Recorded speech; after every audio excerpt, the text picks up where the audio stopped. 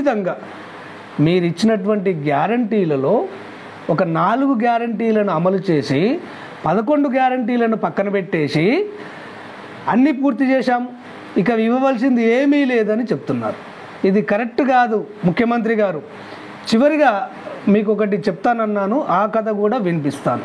అంటే ఒక అబద్ధాన్ని నిజమని నమ్మించడం ఎలా, ఒక నిజాన్ని అబద్ధమని నమ్మించడం ఎలా అనేది ఈ కథ యొక్క సారాంశం. అంటే ఒక గ్రామంలో ఒక పంతులు ఉండేవాడు, అంటే పూజారి ఉండేవాడు.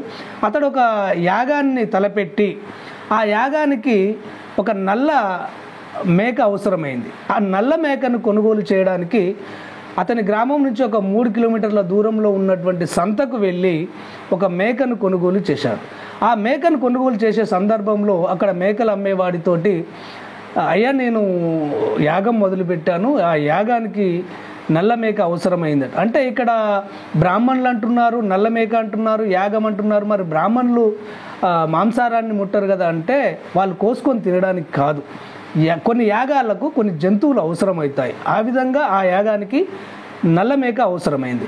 ఆ నల్ల మేకని కొనుక్కునే సందర్భంలో అమ్మేవాడికి ఈ విషయం చెప్పాడు, నేను యాగం చేస్తున్నాను, నల్ల మేక అవసరమైందంటే ఓకే పంతులు గారు 5,000 ఇవ్వండి అని చెప్పేసి 5,000 తీసుకొని ఆ ఒక నల్ల మేకకు ఒక తాడును మెడకు కట్టి ఇతనికి చేతికి ఇవ్వడం అనేది జరిగింది. ఈ తతంగం అంతా జరుగుతుంటే ఒక 4 దొంగలు ఆ సంతలో, ఎప్పుడు ఏ సంతలోనైనా కొంతమంది దొంగ నా కొడుకులు ఉంటారు, 4 దొంగలు ఇదంతా చూశారు. ఏ విధంగానైనా ఈ పంతులు గారి నుంచి ఈ మేకను దుబ్బేయాలి, కొట్టేయాలి, అంటే అతన్ని కొట్టో అతన్ని చంపో అతని మీద దౌర్జన్యం చేసో ఆ మేకను కొట్టి కోసుకొని తినాలని కాదు, తనకు తానుగా ఆ మేకను వదిలేసి పంతులు గారు వెళ్ళిపోవాలి, ఆ విధంగా మనం చేయాలి. అతను వదిలిపెట్టేసిపోయినటువంటి మేకను మనం కోసుకొని తినాలి. దీనికోసం వాళ్ళు ఒక ప్రణాళికను తయారు చేసుకున్నారు. అయితే ఈ పంతులు మేకను తీసుకున్నాడు. వాళ్ళ ఊరు ఒక 3 కిలోమీటర్ల దూరంలో ఉంటుంది సంత నుంచి. ఆ 3 కిలోమీటర్ల దూరం ఆ మేక తాడును పట్టుకొని వెళ్తున్నాడు. వీళ్ళు ఏం చేశారు, దొంగలు ఒక ప్లాన్ వేసుకొని 1/2 కిలోమీటర్కు ఒకటి చొప్పున కాపేసి కూర్చున్నారు. వాళ్ళ ప్లాన్ వాళ్ళకు ఉంది. అయితే ఇక్కడ పంతులు గారు వెళ్తున్నారు. ఒక 1/2 కిలోమీటర్ దూరం వెళ్ళగానే ఫస్ట్ దొంగ ఎదురయ్యాడు. నమస్కారం పంతులు గారు అనగా, నమస్కారం నమస్కారం నమస్కారం, ఏంటి మీరు నల్ల కుక్కకు తాడు కట్టుకొని తీసుకుపోతున్నారు ఏంటి అంటే, ఒరే అప్రాచుడు అది కుక్క కాదురా అది మేక అన్నాడు. ఊకోండి పంతులు గారు, వేరెవరైనా చూస్తే నవ్వుతారు, మీరు బ్రాహ్మణులు, అసలు కుక్కని ముట్టుకోవచ్చునా మీరు, పైగా కుక్కకు తాడు కట్టి మరీ తీసుకుపోతున్నారు, ప్రజలు చూస్తే నవ్వుతారంటే పోరా అది మేక అంటుంటే కుక్క అంటామని చెప్పేసి అతనికి కసిరిచ్చారు. కానీ కొద్దిగా ఒక 5% మనసులో ఏదో మెదిలింది.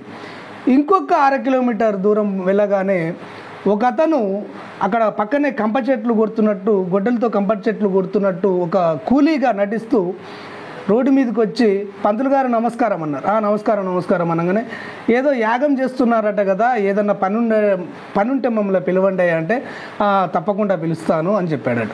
సరే కానీ పంతులు గారు మీకు ఏమన్నా మతి చెడిందా, నల్ల కుక్కకు తాడు కట్టి మరి తీసుకెళ్తున్నారు ఎందుకు అన్నారట. ఒరే ఇది కుక్క కాదురా ఇది మేక, మీ కళ్ళు దుబ్బయ్యాయేంటి అంటే, ఊకోండి పంతులు గారు, కుక్కకు తాడు కట్టి తీసుకుపోతున్నారు, మాకే మళ్ళీ ఇది మేక అని చెప్తున్నారు, మీలాంటి వాళ్ళు అబద్ధం ఆడకూడదండి, అది కుక్కే అన్నాడట. పోరా అని చెప్పేసి అన్నాడు. అరే వాడట్లనే అన్నాడు, వీడట్లనే అన్నాడు, అని చెప్పేసి ఇంకా కొద్దిగా దూరం పోయాడట. ఒక 1/2 కిలోమీటర్ దూరం పోగానే ఒకతను సైకిల్ మీద వస్తున్నట్టు నటించి పంతులు గారిని చూసి దిగాడట. నమస్కారం అయ్య గారు అనగానే నమస్కారం అన్నాడట. ఇదే విధమైనటువంటి కుశల ప్రశ్నలు వేశారు. యాగానికి ఏదన్నా ఉంటే మాకు చెప్పండి, మేము ఏ పనులైనా చేస్తామని చెప్పారు. ఈ మాటలు అయిపోయిన తర్వాత పంతులు గారు కుక్కకు తాడు కట్టుకొని తీసుకెళ్తున్నారంటే, అరే నువ్వు కూడా ఇది కుక్కే అంటావేంద్రా, ఇది మేకరా అని చెప్పగానే, ఊకొండయ్య గారు మీరు బ్రాహ్మణులు, కుక్కకు తాడు కట్టుకొని ఊళ్ళోకి తీసుకుపోతే మిగతా బ్రాహ్మణులు ఏమంటారు, మీకు మతి లేదంటారు, దాన్ని వదిలేసేయండి అంటే, అరే తిక్కలోడా అది మేకరా కుక్క కాదు అని చెప్పేసి అన్నాడట. ఇక మీ ఇష్టం అయ్య గారు, నేను చెప్పాను అన్నాడట. అని పోగానే ఈతని అనుమానం కొద్దిగా డబల్ అవుతూ వెళ్తుంది. ఇక చివరిగా ఒకతను తెల్లబట్టలు వేసుకొని ఒక పెద్ద మనిషి మాదిరి ఎదురయ్యి పంతులు గారు నమస్కారం అనగానే, వాస్తవంగా పూజారులకు పంతులకు ఎవరైనా కానీ చేతులెత్తి దండం పెడతారు. ఈ పెద్ద మనిషి కూడా 4వ వాడీడు దొంగ.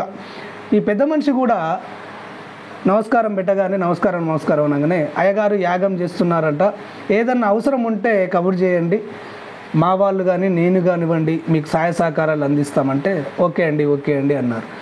సరే కానీ మీరు యాగానికి ఒక మేక అవసరమని నేను విన్నాను, కానీ మీరు కుక్కను పట్టుకపోతున్నారేంటి, మరి పైగా నల్ల కుక్కని దానికి తాడు కట్టి మరీ తీసుకుపోతున్నారు అనగానే నువ్వు కూడా ఇది కుక్కే అంటున్నావా, ఇది కుక్క కాదా, మేక 5,000 రూపాయలు పెట్టి సంతలో కొనుక్కొస్తున్నాను అంటే ఊకోండయ్య గారు మిమ్మల్ని కూడా మోసం చేసిండు, అది కుక్క మేక కాదు, అనవసరంగా కూడా 5,000 రూపాయలు మీ కాడ దొబ్బారు అని చెప్పేసి అనగానే కన్ఫర్మ్ నలుగురు ఇది కుక్కే అన్నారు.